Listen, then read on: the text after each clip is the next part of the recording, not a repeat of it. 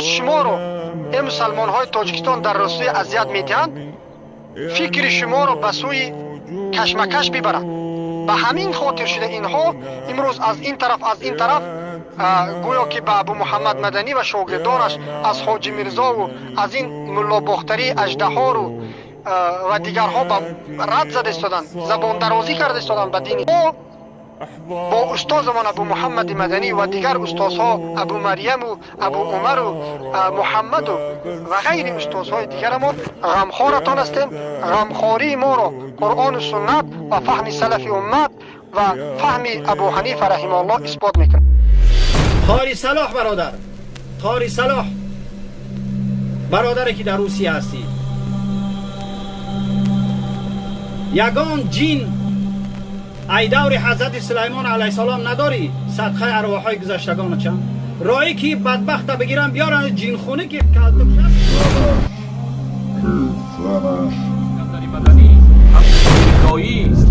و عقیده خود صحیح و درست میدونن و عقیده ما را باطل میدونن که نادرسته، در حالی که عزیزان من عقیده او خرابه، عقیده او باید برون عقیده بکنن.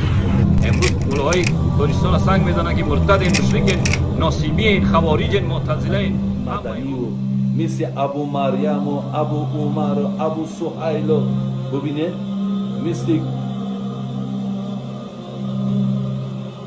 مثل اینای مردکی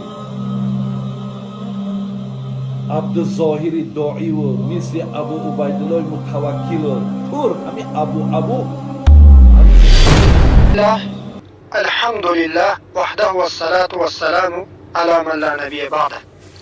اما بعد، السلام علیکم و رحمت الله و برکاته. اهل التوحید، الله سبحانه و تعالی تمام مسلمان ها را از شر شیطان و از شر پیروان شیطان از شیطان های انسی، همچنانی که الله سبحانه و تعالی گفته است من الجنة و الناس، از شیطان های جنی و انسی پناه طلب میکنیم.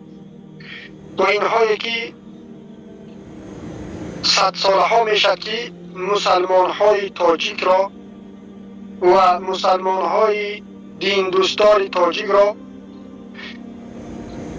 استفاده کرده با مکر و فریب و حیلهشون از نام الله و رسولش دروغ گفته آنها را به گمراهی دعوت میکنند شب روز و حق را برای مردم تاجیکستان این ملاهای دین فروش باطل نشان میدهند و باطل را حق نشان میدهند.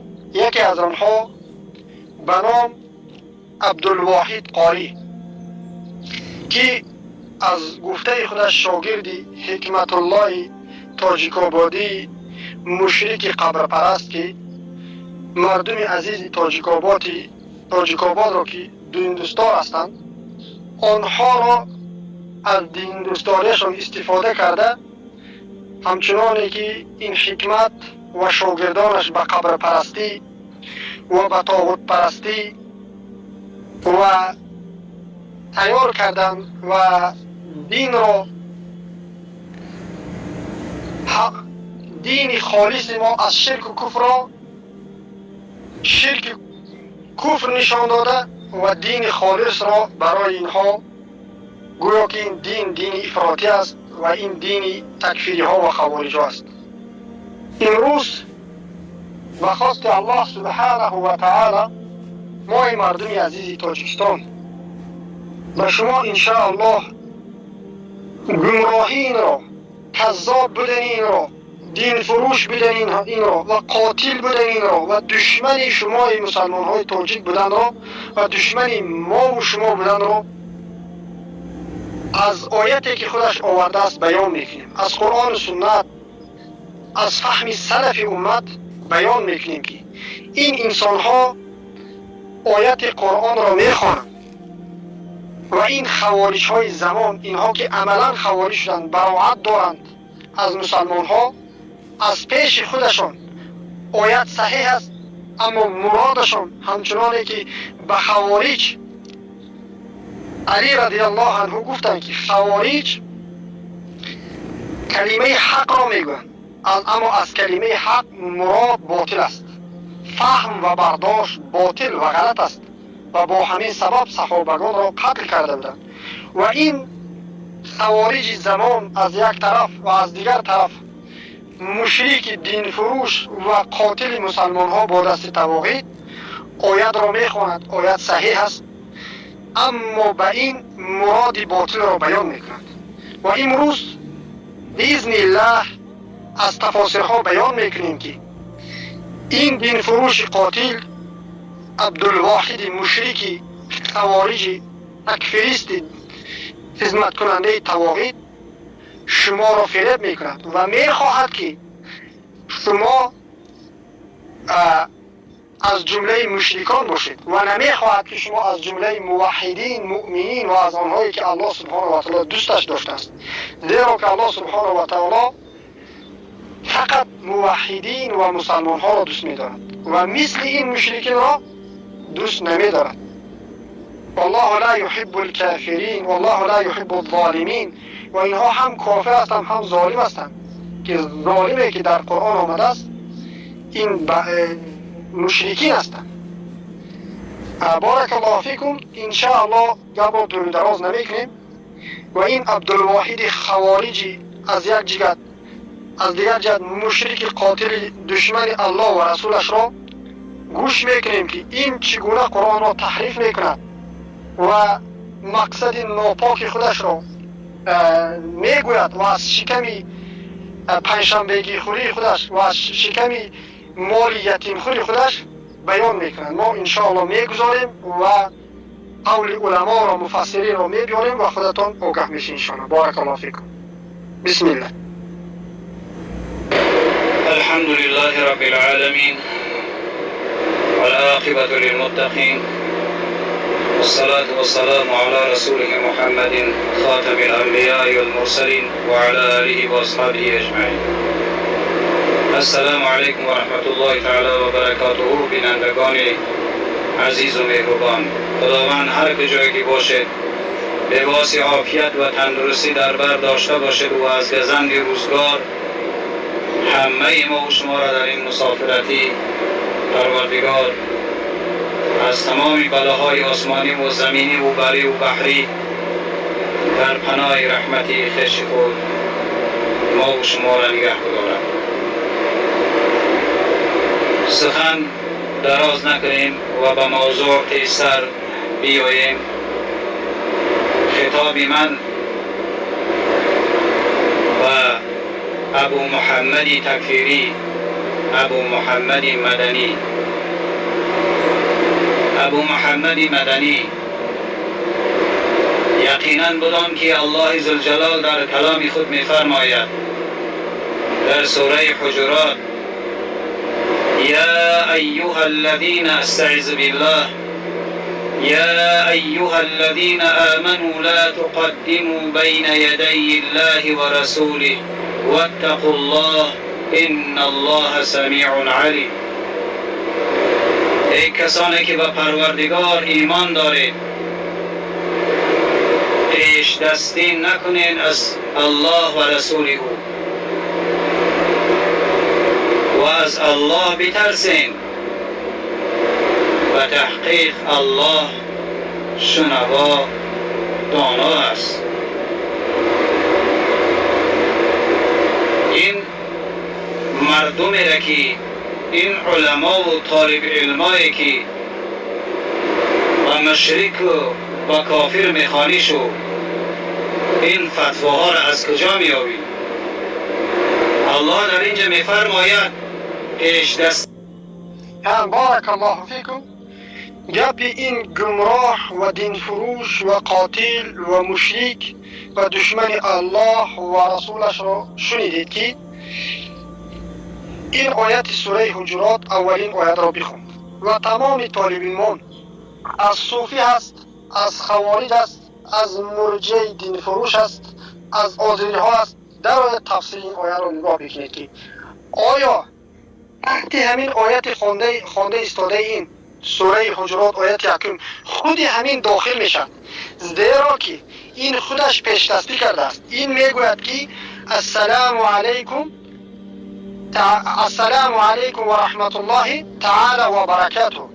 و این پیش دستی کردن است و این نوآوری در دین الله و رسولش است که این آن چیزی را که الله و رسولش نگفته است پیش دستی کرده است، در حالی که الله گفت که لا تقدمو، پیش دستی نکنید، از پیش خودتان چیزی رو نگویید و آن چیزی که الله و رسولش دین قرار نداده است، در او ثواب قرار نداده است. الله سبحانه الله دین ما را کامل کرده است. اکملت لکم دینکم و اتممت علیکم نعمتی و رضیت لکم الاسلام دین. و الله سبحانه و تعالی دین ما را کامل کرده است و راضی است از این دینی که خودش کامل کرده است و رسول الله صلی الله علیه و سلم برای ما هر یک چیز را آموزاندند.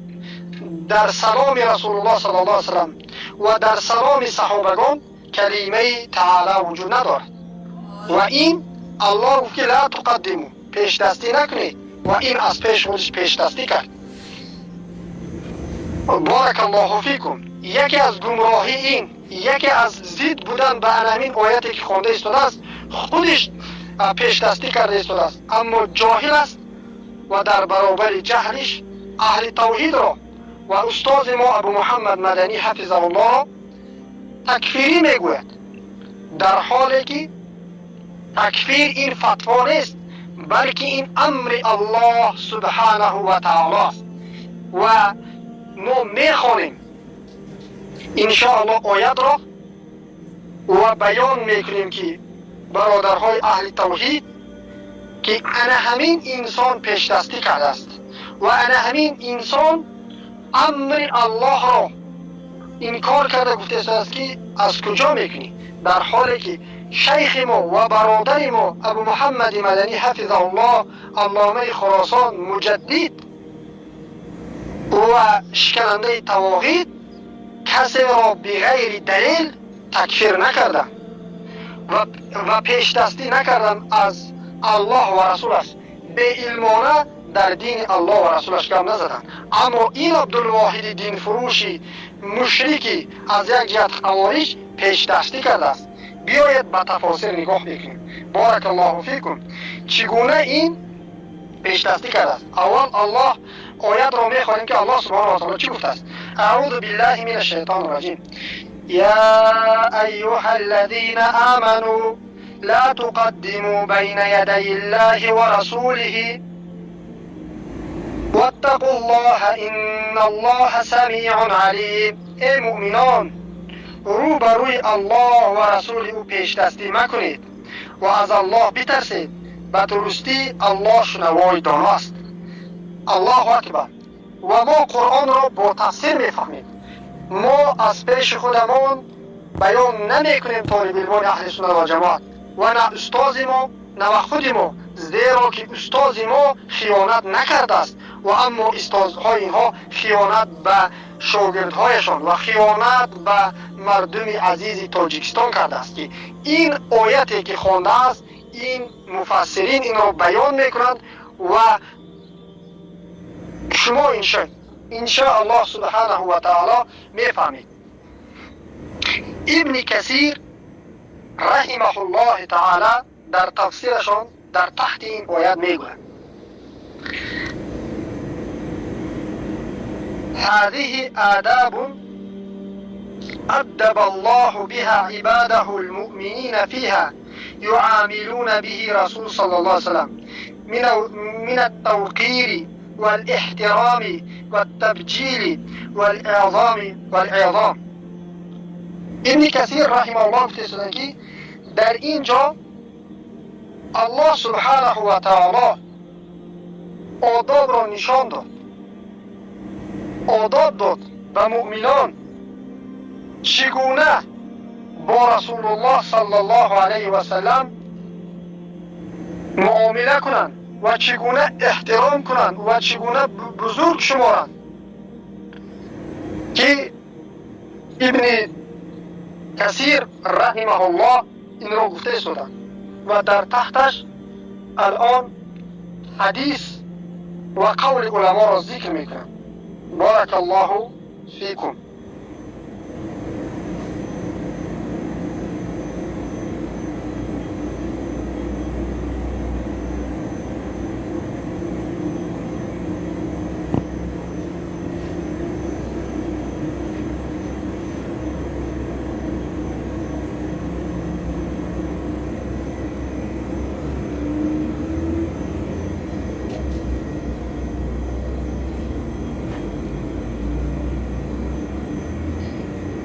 بارك الله فيكم. ابن كثير رحمه الله میگه يا أيها الذين آمنوا لا تقدموا بين يدي الله ورسوله واتقوا الله. أي لا تسرعوا في الأشياء بين يديه أي قبله، بل كونوا تبعا له في جميع الأمور حتى يدخل في عموم هذه الأدب الشرعي حديث معاذ ابن جبل رضي الله عنه.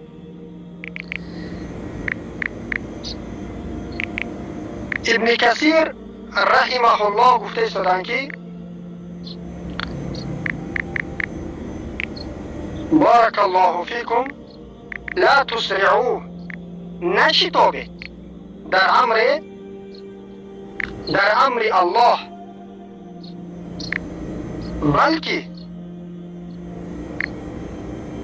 چی بشید؟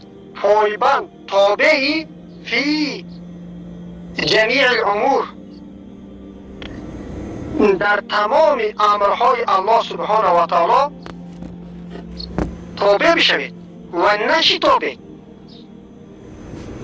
بین الله و رسول است،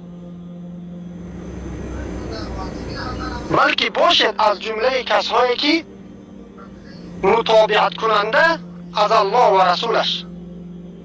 و این داخل می شود تمامی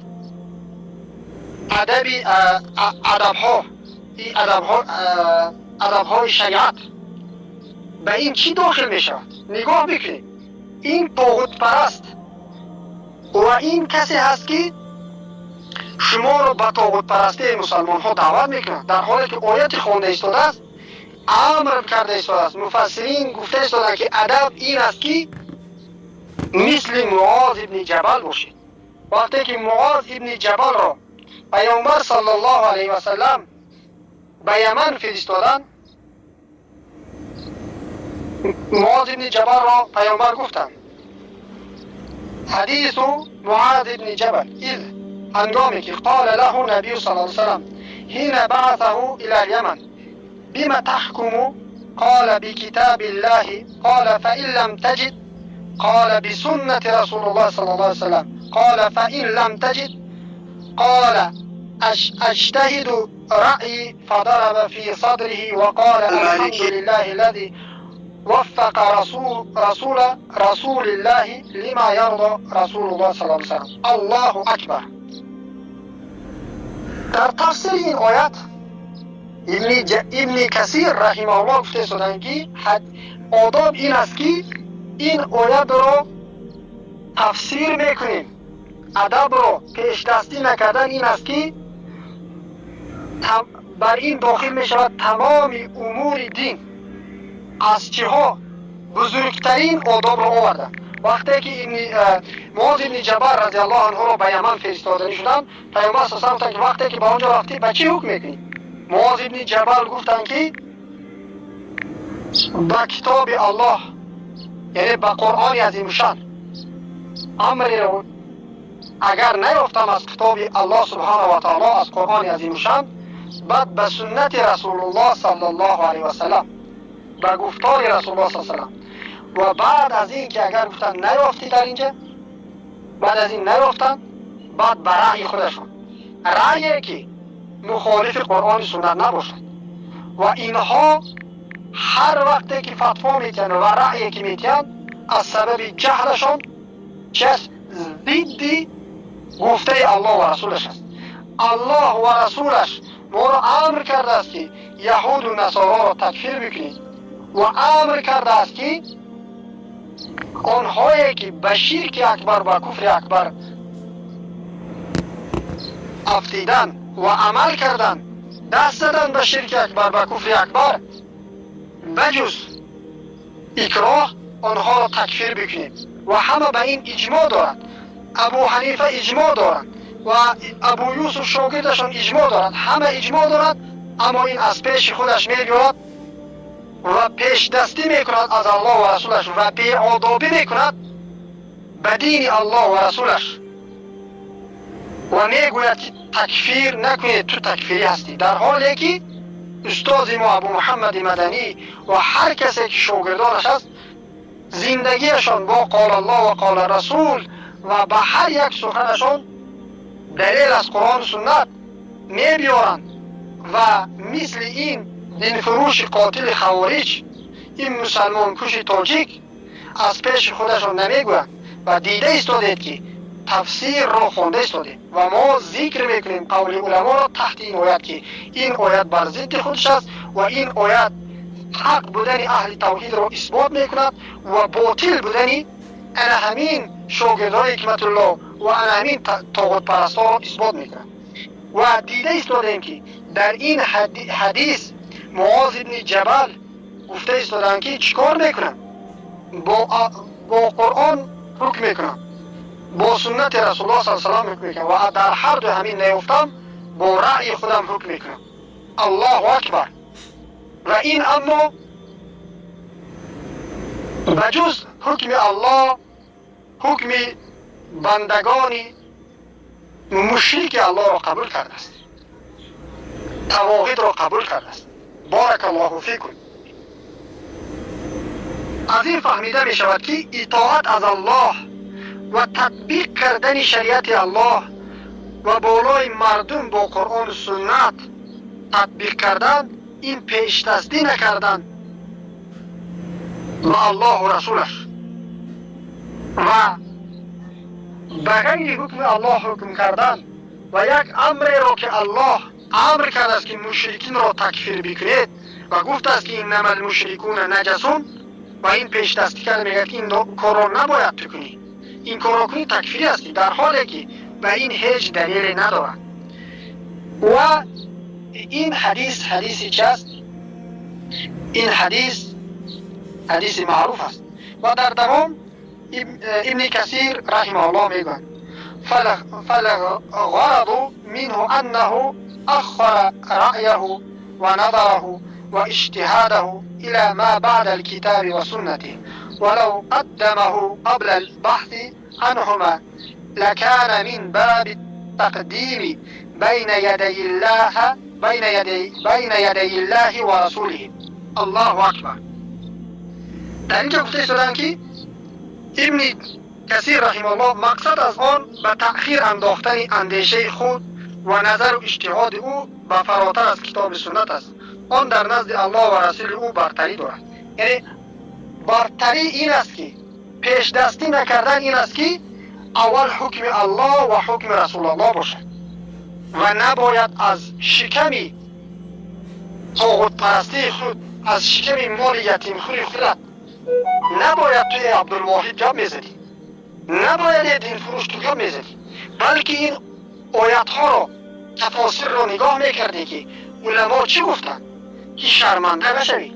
تو خودت را شرمنده کردی، استادت را شرمنده کردی و باز اثبات کردی که تو دین فروش هستی و خیانت کار بر مسلمان های تاجیکستان هستی و تو با این آورده آیت قرآن عظیم سوره حجرات آیت 1 اثبات کردی که با یک بار دیگه اهل توحید از جمله حق گویندگان هستند و از جمله غمخواران مسلمان تاجیکستان هستند و تو با دروغت و تهمتت اثبات کردی که یک بار دیگر تو دین فروش هستی.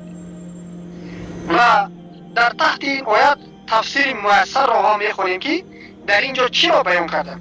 لا تقدمو، پیش دستی نکنید. اینها فکر میکنن که این فقط سخن است، اما حدیث معاذ ابن جبل برای ما بیان میکنه که چی است؟ پیش دستی کردن حکم الله و رسولش گذاشته، حکم برآورده خلق الله را بگیری و از پیش خودت چیکار بکنی؟ آن چیزی را که الله و رسولش نگفته است اون را بگویی و امر الله را انکار بکنی. در تفسیر مؤثر تفسیر کرده میگن که یا ایها الذین آمنوا بالله و رسوله لا تقضوا امرا دون امر الله و رسوله من شرائع دینکم فتبتدعوا و خافوا الله في قولكم وفعلكم أن يخالف أمر الله ورسوله إن الله سميع لأقوالكم. الله شنواز چست لأقوالكم بسخنهایتان، علیم دانست بنیاتكم بنیاتهایتان و افعالكم بفعلهایتان. و في هذه تحذير للمؤمنين أن يبتدعوا في دينه أو يشرعوا ما لم يأذن بالله. الله أكبر. ای کسانی که به الله و پیامبرش ایمان آوردید، فرمانی را جز امر الله پیامبرش از احکام دین خود حکم نکنید. ای عبدالواحد، الله بر تو گفته ایستاده است که از پیش خودت حکم نکن.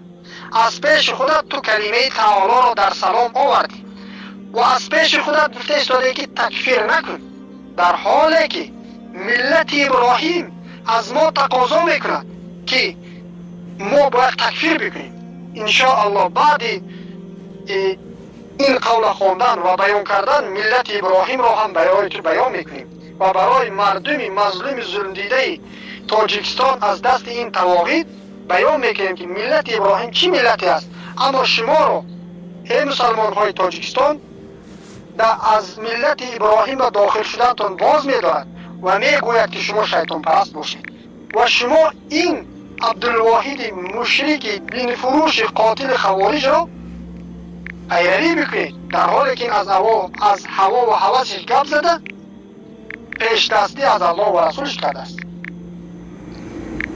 فرمانی را جز امر الله پیامبرش از احکام دین خود حکم نکنید تا اینکه نوآوری نکنید، یعنی بغیر علم سخن نکنید، نوآوری نکنید در دین الله و از الله بترسید که در گفتار و رفتار شما خلاف آن است.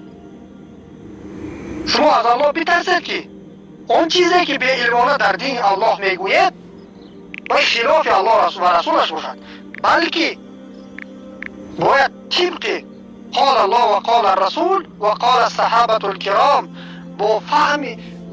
با گفت الله و رسولش و گفت الله و رسولش را با فهم صحابگان باید بیان بکنید، نه اینکه از شکم خودتون و با بیان شما جهم ابن صفان، جهد و درهم، بشر المریسی و امثال اینها آیتهای الله را گرفتن و از پیش خودشان تفسیر کردن مثل توی عبدالواحد و تمام علما آنها را تکفیر کردن و اجماع کردن و انا همون جهم ابن صفان، جهل ابن درهمی که علمای خراسان قتلش کردن، مثل توی مشرک انا همون بابای مشرکت هم در وقت قربانی شدنش میگفت که من مسلمان هستم، اما سلف امت یقین داشتن که این به دین الله کافر شده است، زیرا که آیتهای الله و رسولش را از پیش خودش میگوید مثل تو و دشمن الله و رسولش گشته است.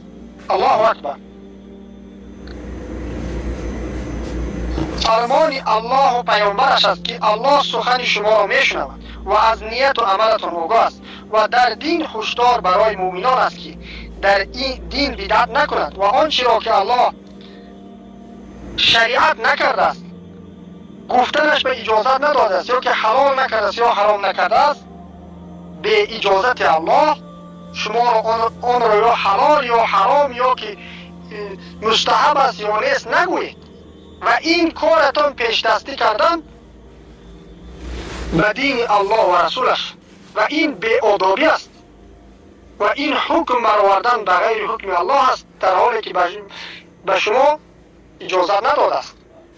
بارک الله فیکم. و تو ای عبدالواحد، ای کسی که دین الله را فروختی، میگویی که تو از کجا تکفیر میکنی؟ تو را با کدام فتوا؟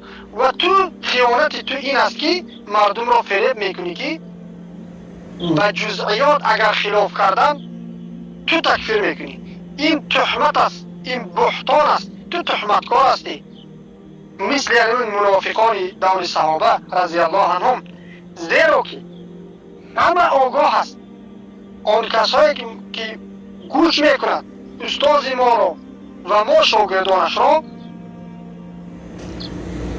ما در مسائل جزئی کسی را تکفیر نکردیم و با او دشمنی نکردیم و دشمنی ما با شما در اصل دینی ما است.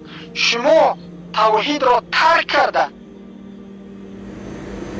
شرک را دست دادید و بجای اینکه به طاغوت ها کفر ورزید، در حالی که الله سبحانه و تعالی تمام پیامبران را فرستاد و گفت که اعوذ بالله من الشیطان الرجیم ولقد بعثنا فی کل امة رسولا ان اعبدوا الله واجتنبوا الطاغوت. به تحقیق به تمام امت ها رسولان را فرستادیم که آنها گفتند یگانه الله را عبادت کنید و از طاغوت اجتناب بورزید و تو مردم را به طاغوت پرستی دعوت میکنی و این جزء دین نیست، یعنی این مسائل فروعات نیست، این در مسئله اصل دین است. این داخل می شود به لا اله. این به طاغوت کفر ورزیدن میگذارد انسان را از ایمان ابو جهل و ابو لهب. الله اکبر. این وقتی که انسان به طاغوت کفر میورزد و به الله یگانه ایمان میورد، این ثابت میکند که از ایمان ابو جهل که دعوا میکرد که ما هم ایماندار هستیم، از ملت ابراهیم هستیم، این جدا میکند، فرق میگذارد.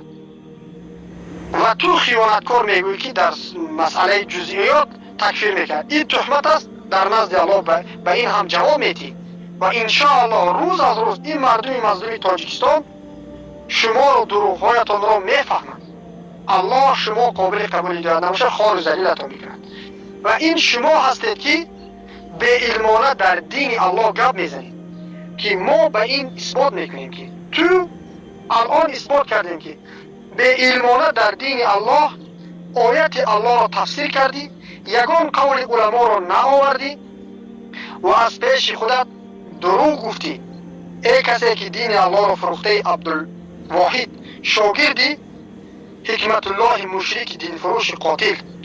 و الله سبحانه و تعالی بزرگترین گناه را به علمانه گپ زدن در دینش را بیان میکند که تو به علمانه گپ زدی و بر دین الله نسبت دادی چیزی را و منع کردی مسلمان ها را از امر الله که در ملت ابراهیم باشد و این سخن تو بر ضد سخن الله و رسولش است و این سخن تو چی است؟ به علمانه در دین الله گپ زدن است که گناهش وزمینتر از شرک اکبر است. آیات رو میخونیم و قول علما رو میبیاریم که و مردم بدانند که ما غمخوار هستیم و تو دشمن هستیم. الله سبحانه و تعالی میگه قل اعوذ بالله من الشیطان الرجیم قل انما حرم ربي الفواحش ما ظهر منها وما بطن والإثم والبغي بغير الحق وأن تشركوا بالله ما لم ينزل به سلطانا وأن تقولوا على الله ما لا تعلمون. الله أكبر. و از تفاصیل اثبات شد که تو به علمانه در دین الله صحبت میکنی و الله به تو گفته ایستاده است و به تمام انسانیت گفته ایستاده است و به تمام مؤمن ها گفته ایستاده است که بگو چیز این نیست که پروردگار من به حیایی را آنچه از آن آشکار باشد و آنچه پوشیده و گناه و تعدی ناحق را حرام کرده است و نیز آن که چیزی را شریک الله مقرر کنید. الله بر آن هیچ دلیل نازل نکرده است و آن که بر الله آنچه را بگوید که نمیدانید. الله اکبر. دیدید که در اینجا الله سبحانه و تعالی از فحشا سر کرد. فحشایی که ظاهری است، باطنی است، آشکار کرد، پوشیده کرد و در این گناه اصرار کرد، از این نفی کرده است و گناهان را بیان کرده است و بزرگترین گناه که این شرک است، شرک را بیان کرد الله سبحانه و تعالی. اما بعد شرک به علمانه در دین الله گپ زدن و تو عبدالواحد به علمانه بخشش از امر الله مردم رو من میکنی و بر ضد سخن الله سخن میکنی که و در اینجا الله سبحانه و تعالی بزرگترین گناه را که به علمانه در دین الله گپ زدن را بعد شرک ذکر کرد. و ابن القیم الجوزی رحم الله میگن که الله سبحانه و تعالی در اینجا گناهان را از میده ذکر کرد و بزرگترین گناه شرک را ذکر کرد و بعد شرک به علمانه گپ زدن در دین الله را ذکر کرد و گناهش بزرگتر است از شرک آوردن، زیرا که در حکم الله تو خودت را شریک کردی. و الله بر ما امر کرده است که ای مسلمان ها، به پیامبر امر کرده است که در ملت ابراهیم باشید. ملت ابراهیم چگونه ملت است؟ ملتی است که تکفیر کرد مشرکین را و تو مردم را باز می‌داری. در سوره ممتحنه آیت 4 الله سبحانه و تعالی میگه اعوذ بالله من الشیطان الرجیم بسم الله الرحمن الرحیم قد كانت لكم أسوة حسنة في إبراهيم والذين معه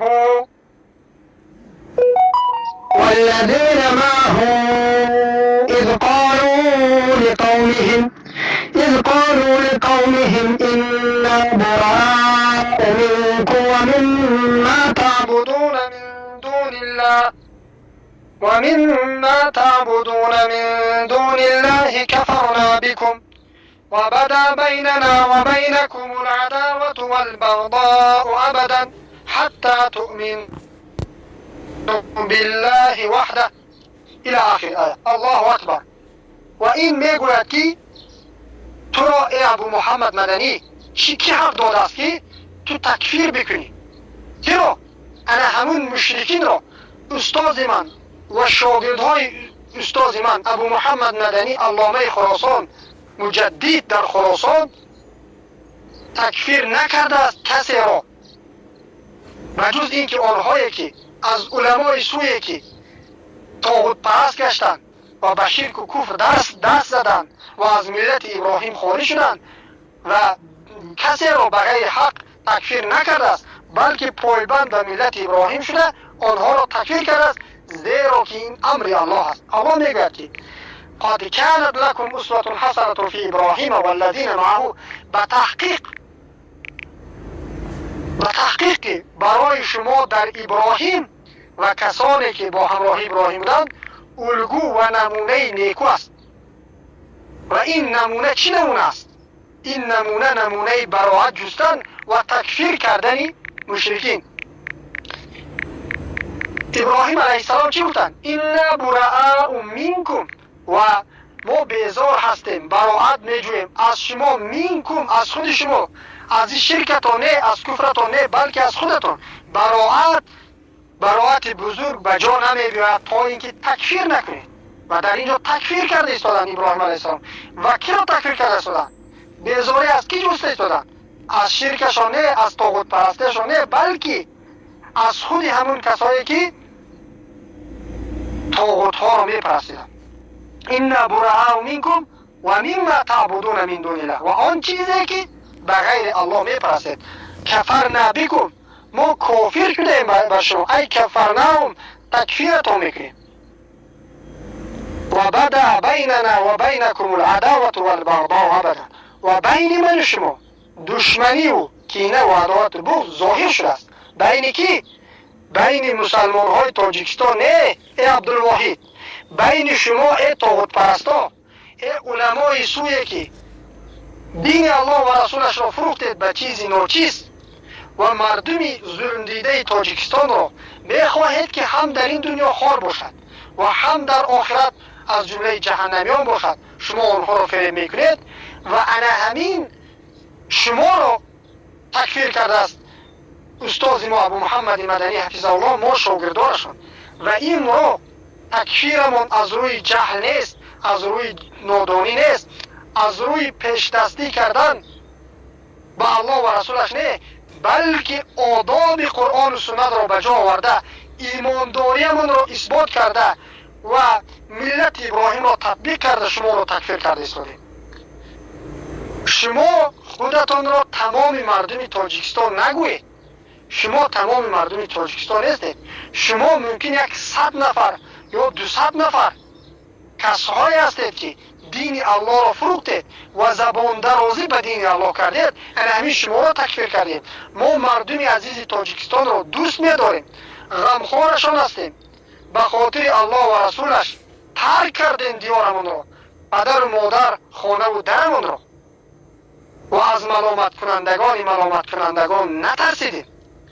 و این غمخواری ما است که این غمخواری استاد من ابو محمد مدنی حفظه الله است که در برابر تهدیدهای این طواغیتی که شما میپرستید، خطرهای جانش و فرزندانش و مالش و پدر و مادرش نگاه نکرده، مثل رسولان که همشان آمدن و گفتن که انی عبد الله و اجتنبوا الطاغوت، یگانه الله را عبادت کنید و از طاغوت اجتناب ورزید، و در حدیثی که در او سخنها وجود دارد و اما تمام علما پیروی کردند که علما ورثه الانبیا، علما میراثبران پیامبرانند. این میراث تمام پیامبران از نوح علیه السلام و تا محمد صلی الله علیه و سلم که میراثشان این بود که مردم را دعوت کردند به چی؟ به یگانه الله را پرستیده از طاغوت اجتناب ورزیدن و در ملت ابراهیم بودن که رضاگی الله در ملت ابراهیم است. این را بیان کرده است و این غمخواری است. و این ابو محمد مدنی حفظه الله و شاگردانش میخواهند که مردم ما سربلند باشند، اما تو ای عبدالواحد با استادانت و با همین علما به نام امرای سوی تاجیکستان، از به مثل نوریدین، به مثل حاجی میرزا، به مثل عبدالرحیم قزاقانی، به مثل ابو مصعب قناعتی کارگر سفارت در مصر و ابو صحیب دین فروش و محمد شریف عبدالعلیم، به امثال این طاغوت پرستا شما دین الله را فروختید و به طواغیت ها همراه شدید و مسلمان ها را به طاغوت پرستی بخار شدن و به خواری ذلیلی دعوت دارید. و آنهایی که حق را پیروی کردن، شما خوارج صفتان با عملهایتان براعت کرده آنها را قتلشان را حلال میدانید و به زندانها زندانی میکنید.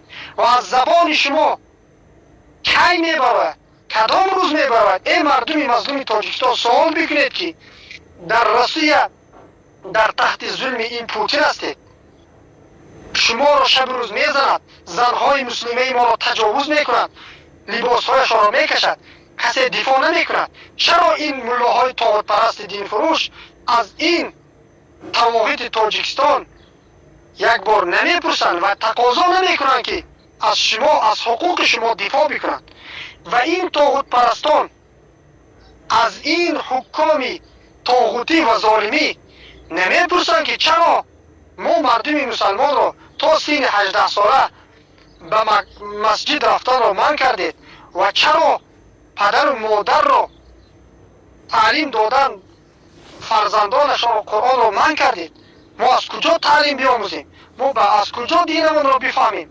در حالی که در قرآن نور است و شفا است، قرآن هدایت است و در قرآن عمل کردن رضای الله است.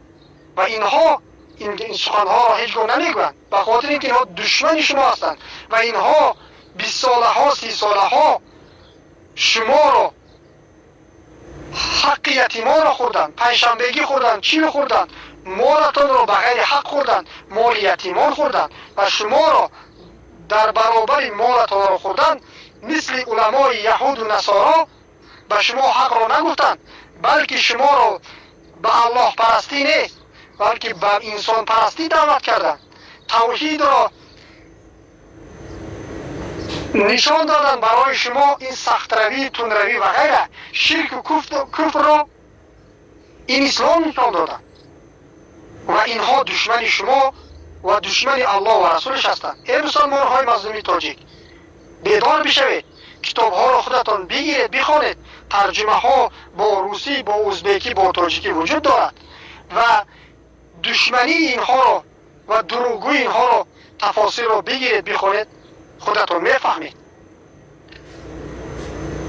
از این آیت ها و از این دلایل ها برای ما روشن شد که این عبدالواحد خودش خوارج است، خودش دین فروش است و خودش زبان دروازی کرده است به الله و رسولش. و اما به خاطر این تواحید را دفاع کردن و به خاطر اینکه شما از مسئله روز که امروز شما رو این مسلمان های تاجیکستان در روسیه اذیت میدهند، فکر شما رو به سوی کشمکش میبرند. به همین خاطر شده اینها امروز از این طرف گویا که به ابو محمد مدنی و شاگردانش از حاجی میرزا و از این ملا باختری اژدها رو و دیگرها رد زده ایستادن، زبان درازی کرده ایستادن به دین اسلام. به همین خاطر که شما از اصل قضیه که امروز ظلم کرده ایستاده از این پوتین علیه لعنه از این دور شوید. شما از این هم دور نشوید و از توحید رو آموختن رو شروع بکنید و پایبند توحید شوید و انشاءالله من شما الله سبحانه و تعالی بر بالای دشمنان نصرت میدهد و عزت از دست رفتمان را باز میگرداند. و باز میگویم که خوارج تکفیر خود همین است و زبان دراز کننده بر الله و دین الله و رسولش همین خود عبدالواحد است. و ما با استادمان ابو محمد مدنی و دیگر استادها ابو مریم و ابو عمر و محمد و غیر استادهای دیگرمان غمخوارتان هستیم. غمخواری ما را قرآن و سنت و فهم سلف امت و فهم ابو حنیفه رحمه الله اثبات میکند. سبحانك اللهم بحمدك اشهد ان لا اله الا انت استغفرك و اتوب الیک. السلام علیکم و رحمت الله و برکاته. هر چیزی که حق بود از جانب الله و رسولش بود، هر چیزی که خطا بود از جانب ما و از جانب شیطان است و همه ایمان شما وظیفه دار شویم که پایبند قرآن و سنت شویم و خلافمان رو به قرآن و سنت باز بگردانیم و کسی که به قرآن و سنت خلافش را باز نگردانید به سوی تواحید برد، اون از جمله مشرکین است و ایمانش ایمان گمانی است. بارک الله فیکم. السلام علیکم و رحمت الله.